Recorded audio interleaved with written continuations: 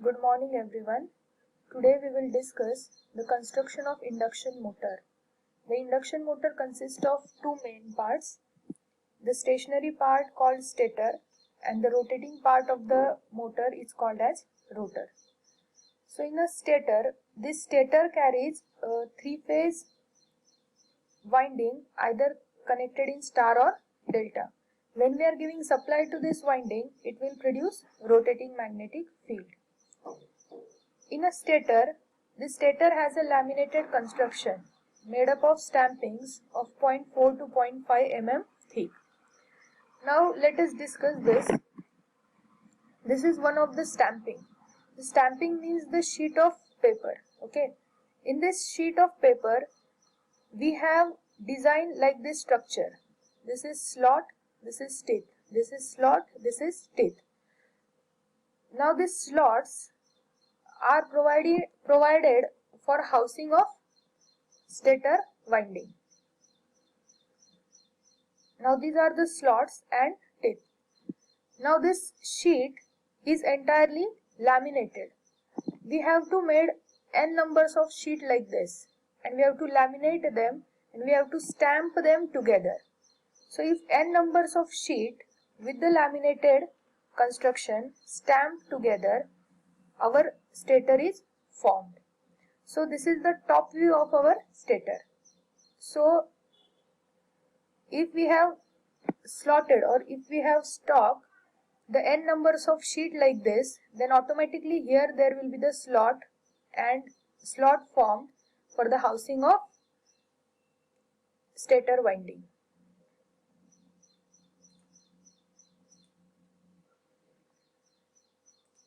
Now this is the complete stator. Now we will move towards the rotor. We know that rotor is the rotating part in an induction motor. Now there are two types of rotor. First one is the squirrel cage rotor and second one is the slip ring rotor. So we will discuss squirrel cage rotor. So in the squirrel cage rotor, we have copper and aluminium bars like this. This is the copper bars. These bars are fixed or shorted permanently with the help of conducting rings. These rings are called as the end rings. So this structure, entire structure looks like a cage, and that's why the name we have given as a squirrel cage induction rotor. Okay. The entire resistance of this structure is very low, and we cannot add any external resistance to this structure. This is the symbolic representation of a squirrel cage rotor. So if we have an induction motor, squirrel cage induction motor, then it will look like this. Inside this stator, this symbolic representation will be added. Okay. So this is our complete induction motor with the squirrel cage rotor. Now in a practical way, we are not keeping this axis of a conductor exactly parallel to the axis of shaft, but we are somewhat skewing it. This skewing means what? This slot's axis is not parallel to the shaft, but it is somewhat skewed like this, as shown in this diagram.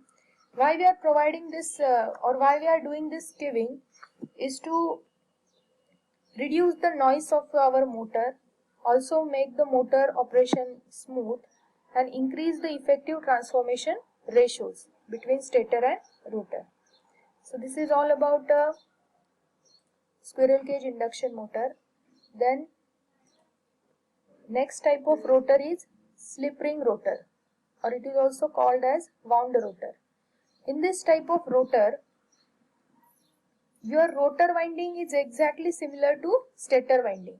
If your stator is star connected with the two poles, then your rotor is also star connected with the two poles. Now these three windings which we have brought outside for the connection, they are permanently connected to the slip rings. These slip rings are continuously rotating and these brushes are stationary. With the help of these slip rings, we are connecting internal rotating circuit to the external stationary circuit. We can connect the resistance to each phase of the rotor, to R phase, to Y phase and to B phase. So what is the advantage of this method, this slip ring rotor, is that we can add the external resistance into this, whereas in case of this squirrel cage rotor, we cannot add any external resistance to rotor circuit. So our induction motor will look like this if our rotor is slip ring rotor. So these are the stator slots, as you know, where stator winding is there, which produce rotating magnetic field. These are the rotor slots. In this, rotor winding is placed. Now when this RMF will sweeps over the rotor winding, EMF will produce inside the rotor also. Then this is the air gap. This thin line which shown here, it is the air gap, and we are maintaining the air gap as small as possible in case of motor. And this is the shaft. So this is whole construction of a stator. Then the material which we are using for this stamping is the silicon steel, cast steel, probably because they have low reluctance, high permeability, good mechanical strength. Then inside a stator there will be the rotor. In 99% in the industry we are using this squirrel cage rotor in the induction motor. So thank you.